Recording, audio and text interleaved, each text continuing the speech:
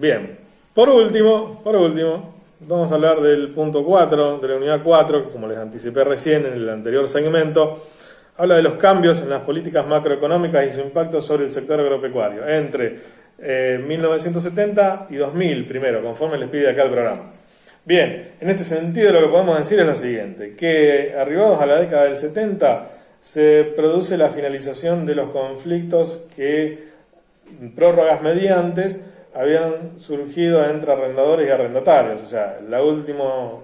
punto, la última finalidad, el último escenario conflictivo se disuelve, se diluye, llegada la década de 1970, porque las prórrogas de esos contratos de arrendamiento llegaban hasta 1970. En el devenir, en el año 1976, el nefasto golpe militar del 24 de marzo de ese año produce un giro, un quiebre de las políticas en relación a cuál era nuestra dirección, en la instauración de las políticas neoliberales, con lo que tiene que ver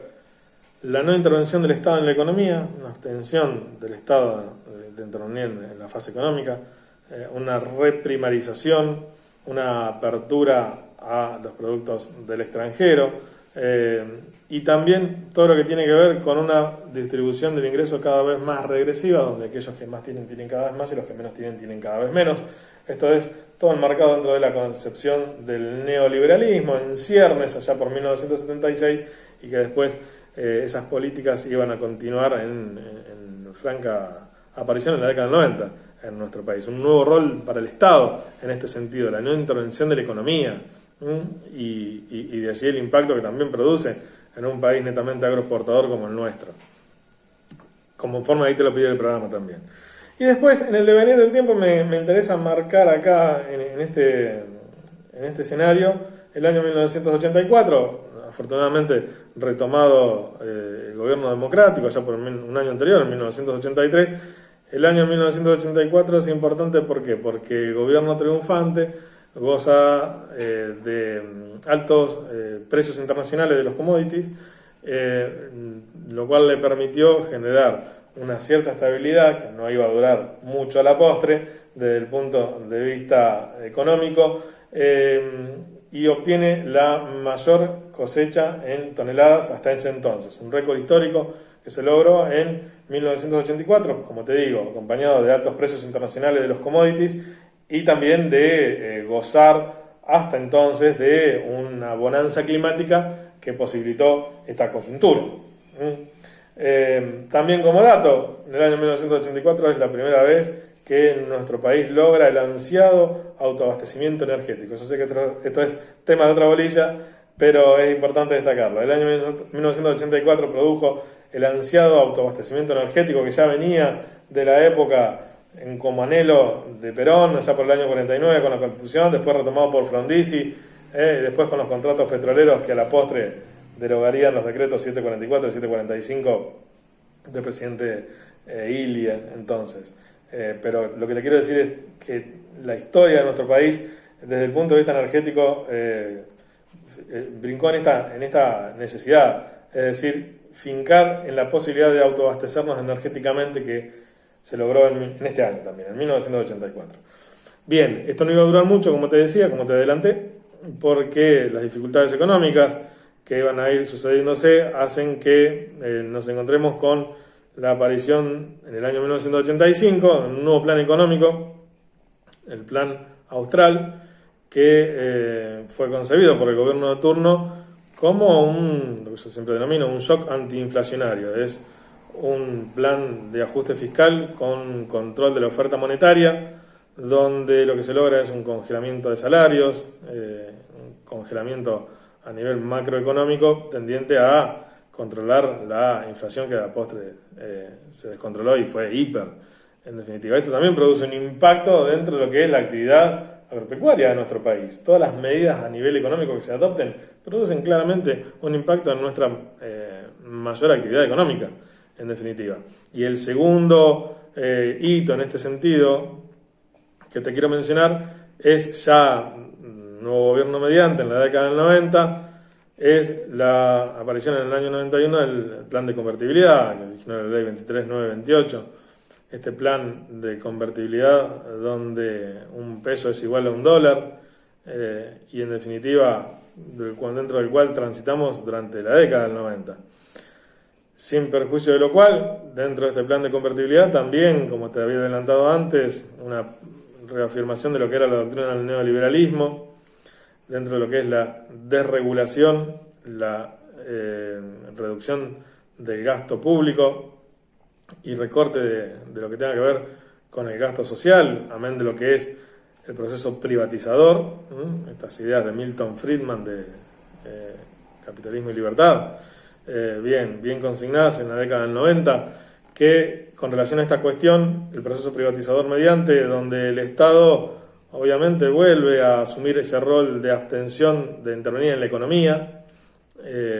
y donde se privatizan todas las empresas del Estado, prestadoras de servicios públicos básicos, esenciales. El Estado se desprende, privatiza a estas empresas, en las cuales el Estado actúa como un empresario, efectivamente. Y estas leyes, primero y principal, un decreto, que es el decreto 2284/91, 2284/91, que es el denominado decreto de desregulación económica, que posibilitó toda esta transformación de estas empresas del Estado, en definitiva, y que vinieron a obtener una ratificación legislativa con dos leyes sucesivas, la Ley de Reforma del Estado y la Ley de Emergencia Económica, respectivamente la 23696 y la 23697. En este escenario, producto de las ventas de las empresas del Estado, se obtienen la friolera de 18.794 millones de dólares, como te digo siempre, y a partir de allí, las empresas que eran esenciales, que prestaban servicios esenciales, en servicios domiciliarios y demás, fueron concedidas a particulares. Una de las pocas que se salvó de este proceso privatizador fue lo que tenía que ver con la empresa de generación de energía eléctrica a través del proceso de la utilización de energía nuclear, que en la postre constituía como la empresa nucleoeléctrica argentina, que después en su momento vamos a hablar en otra parte del programa en este sentido. Y hasta donde llegamos acá es a la crisis del año 2000, donde se abandona esta idea de la convertibilidad, y un peso deja de valer un dólar, sino que ya vale 1,40, y la libre fluctuación con relación a la moneda se sale de este plan de convertibilidad, y también esto produce un impacto en lo que es toda la actividad económica y cuyos insumos estaban valuados en la moneda norteamericana, obviamente. Pero más allá de esto, desde el punto de vista tecnológico, no debemos olvidarnos, y sin perder el eje de la cuestión agraria que enmarcamos en esta unidad, la aparición, allá por el año 1996, del primer organismo genéticamente modificado en cuanto a aprobación del mismo, para comenzar en estas latitudes, en este territorio, con el desarrollo de los organismos tales, es decir, organismos genéticamente modificados, respecto a los cuales hablaremos en su oportunidad cuando hablemos de agroquímicos y demás. Pero el año 96 marca el hito, marca el comienzo de la aparición de esta tecnología en cuanto a aprobación previa en nuestro país, ese que se denomina el paquete tecnológico, una semilla con un gen aplicado que la hace resistente a determinado fitosanitario, y también un procedimiento para la previa siembra de ese organismo genéticamente modificado. Estamos hablando entonces de la soja trans, en este caso, de los agroquímicos y también de la siembra directa. Vos fíjate que nuestro país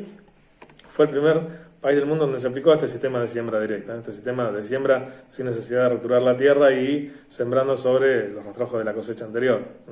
Efectos mediantes, a favor o en contra, después vamos a volver sobre esto cuando hablemos de agroquímicos en el punto. Y también en este sentido, toda la aparición de lo que iban a ser otros organismos genéticamente modificados, más allá del organismo estrella, en este sentido, como se previó, como fue la soja. El primero que fue modificado en nuestro país genéticamente fue el tomate, pero el que más rinde dio en este sentido y en este escenario fue la soja, como organismo genéticamente modificado y organismo ícono en este sentido. Bien, y llegamos al punto, en este sentido, llegamos al punto de hablar del conflicto agrario del año 2008, ahí para ir cerrando el punto del programa. Este conflicto agrario del año 2008 remonta a que, producida la devaluación del año 2002, en marzo de ese año se implantan retenciones. En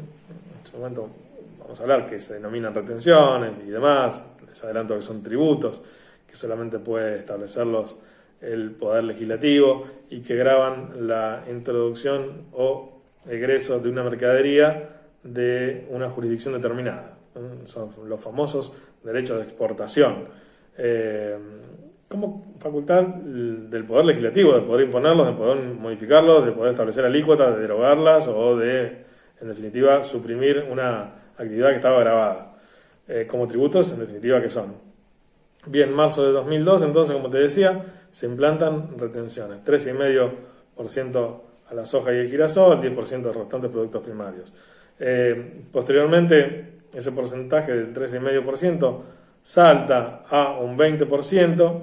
y a posteriori a un 27,5%. Estos son los números que no los quiero atosigar con esto en este momento, pero después lo vamos a volver a estudiar.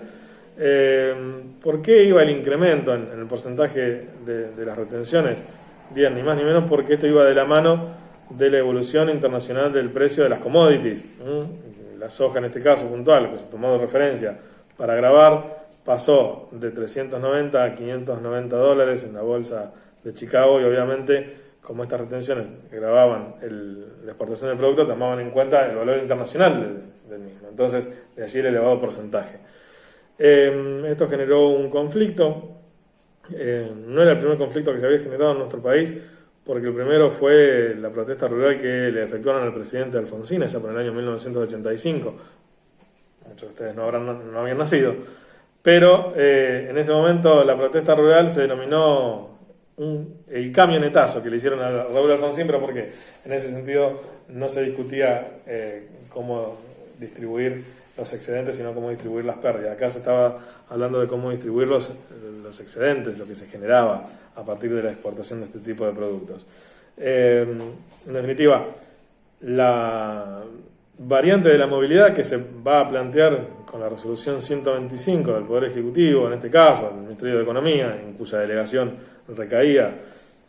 esta evaluación, tenía en cuenta la movilidad, el continuo aumento del precio del producto, estableciendo una suma fija más un plus sobre determinado porcentaje en la evaluación de lo que internacionalmente cotizaba el producto. La resolución 125 planteaba el esquema de la movilidad conforme a esto que te estoy hablando, que te estoy haciendo referencia,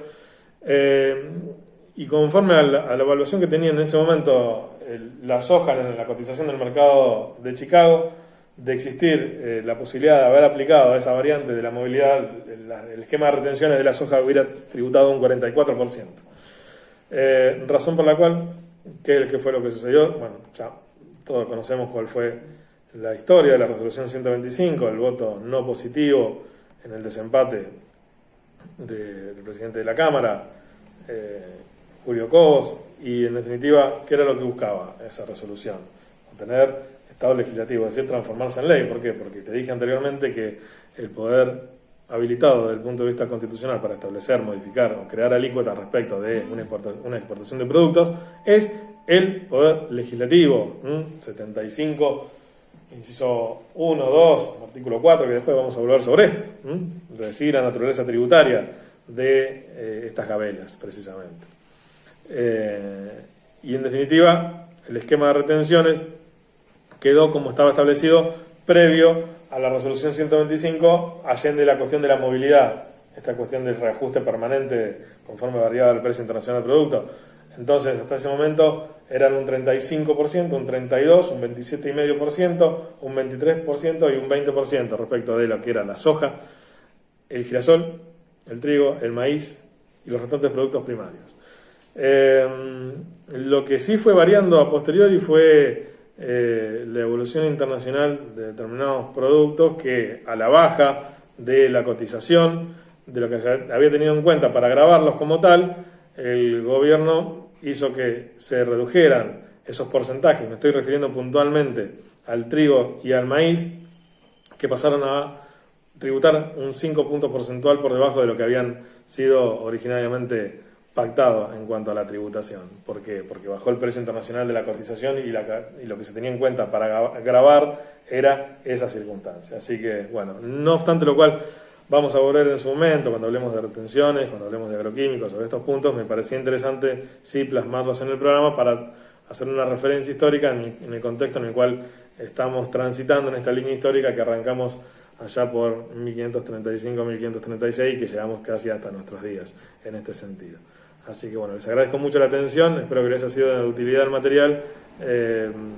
Se nos cayó la página del sistema de la plataforma virtual, el sistema Meet, pero no queríamos dejar de que ustedes tuvieran el material conforme nosotros nos habíamos comprometido y conforme es nuestra modalidad de trabajo que la mayoría de ustedes ya conocen. Así que les agradezco mucho y que estén bien.